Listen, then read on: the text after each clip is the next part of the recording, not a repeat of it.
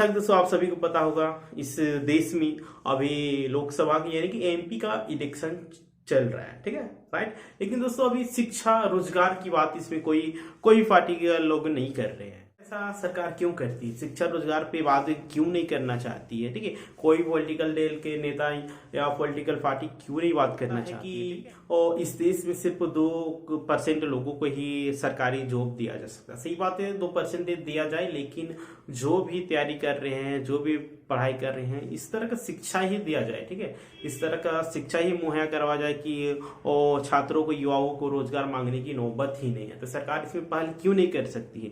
देखिए अभी लोकसभा के चुनाव है, लेकिन अभी राजनीतिक चल रहा है, ठीक है, फलना जीतेंगे तो ये मंदिर बनाएंगे, फलना जीतेंगे तो वो मंदिर बनाएंगे, लेकिन कभी ये क्यों नहीं बोलते हैं कि हम जीतेंगे तो ये स्किल आप लोग को सिखाएंगे, हम आप लोग को रोजगार मुहैया करवाएंगे, शिक्षा को दुरुस्त करेंगे, अच्छे अच्छे मेडिकल कॉलेज बनाएंगे।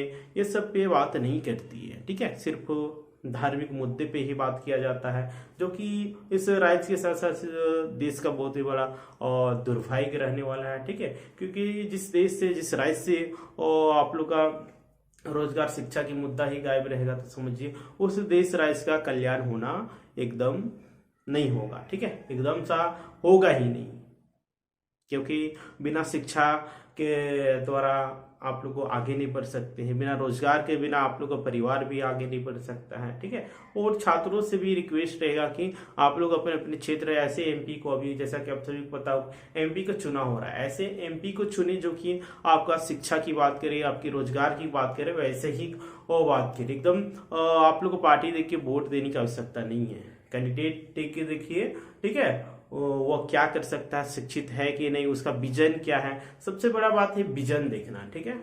कोई भी पॉलिटिकल दल का नेता आता है तो उसे कैंडिडेट का और वैल्यू देखना है, उसका विजन देखना, उसका सोच किस तरह है।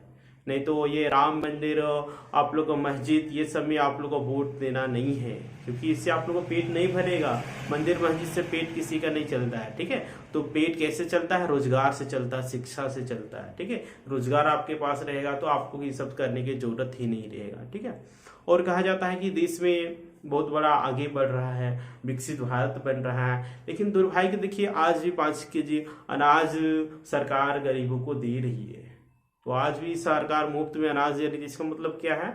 भारत अभी भी पिछड़ा हुआ है, अभी भी अनाज की आवश्यकता पड़ रहा है, यानी कि भारत पिछड़ा हुआ है। तो सरकार की इसमें पहल करना चाहिए कि फ्री अनाज देने की बजाय उसमें इस तरह का स्किल डेवलप कर दिया जाना चाहिए, स्वरोजगार मुहैया करवा दिया जाना चाहिए, ताकि उसको ये सब का जरूरत ही नहीं पड़ेगा।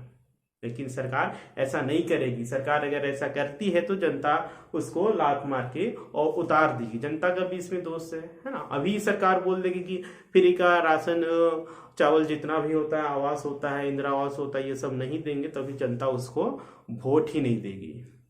यानी कि कुल मिला के दोनों की गलती है, और जनता के साथ साथ सरकार की भी गलती है ना।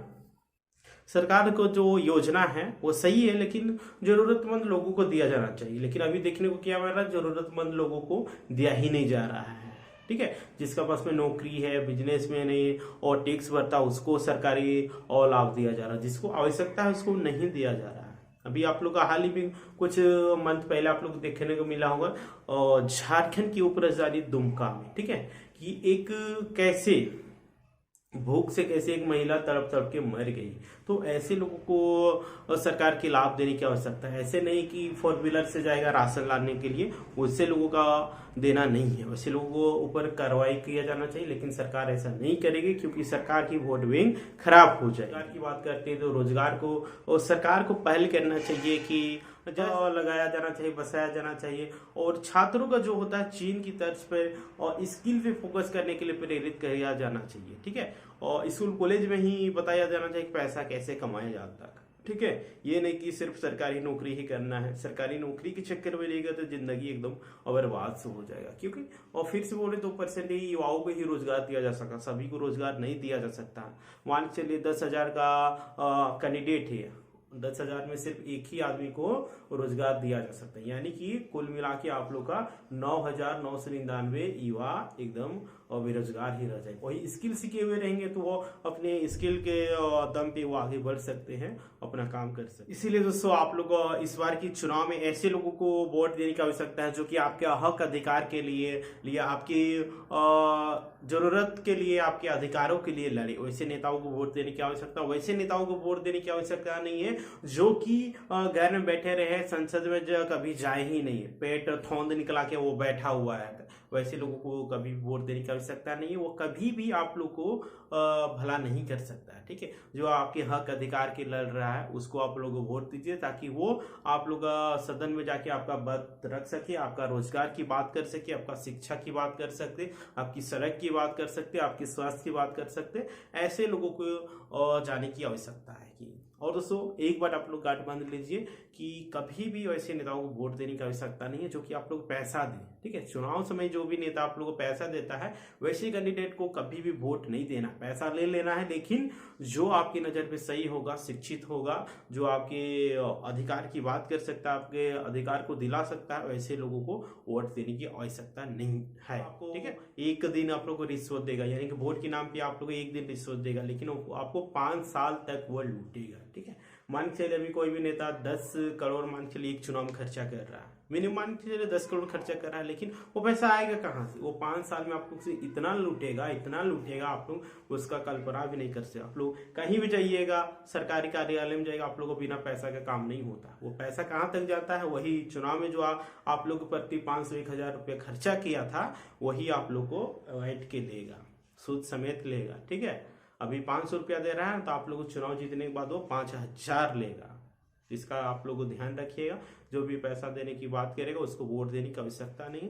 जो भी हमारा शिक्षा रोजगार की बात करेगा वैसे लोगों को वोट देने की आवश्यकता। कोई भी नेता आप लोग गांव में आता है, आप लोग कस्बा में आते, उससे सवाल कीजिएगा आपने क्या किया। अगर कोई भी जीता हुआ कैंडिडेट आपके द्वार में आता है वोट मांगने के लिए तो उनसे एक ही सवाल कीजिएगा, आपने 5 साल के दरम्यान में क्या किया। जो भी वादा किया होगा अगर पूरा नहीं किया हो तो उसको बोलिए आपने क्यों नहीं किया और क्यों वोट मांगने के लिए।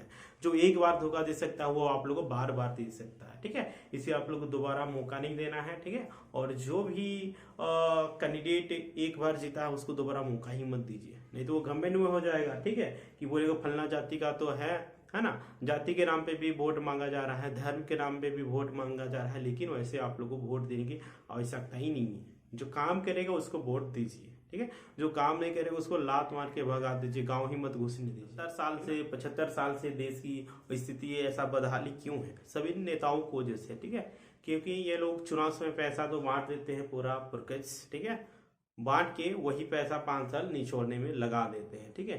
तो ये सब आप लोगों को ध्यान देने की आवश्यकता है। जो भी पैसा बांटेगा उसको आप लोग चुनाव आयोग के खिलाफ आप लोग उसको कंप्लेन कर दीजिए, ठीक है, कि फलना और लीडर ने और इतना रिश्वत देने का प्रयास किया। देखिए उसके बाद उसका आजीवन कभी चुनाव ही नहीं लड़ पाएगा, ठीक है। तो आप लोग पढ़े लिखे युवा हैं तो आप सभी से रिक्वेस्ट रहेगा कि आप लोग इसमें पहल कीजिएगा, ठीक है, और शिक्षित लोग भेजने के काम कीजिएगा, ठीक है। क्योंकि अभी जो उम्र दराज के नेता है वो लोग सिर्फ लूटने के और फिराक में रहते हैं, ठीक है ना। इसीलिए शिक्षित युवाओं को ही भेजने की आवश्यकता है ताकि आप लोग मुद्दों को, शिक्षा रोजगार की बातों को रख सके और कैसे रोजगार दिया जाए उससे आप लोग पहल कर सके और सरकार से लड़ के वो आप लोग को दिलवा सके, ठीक है। फिर मिलते हैं।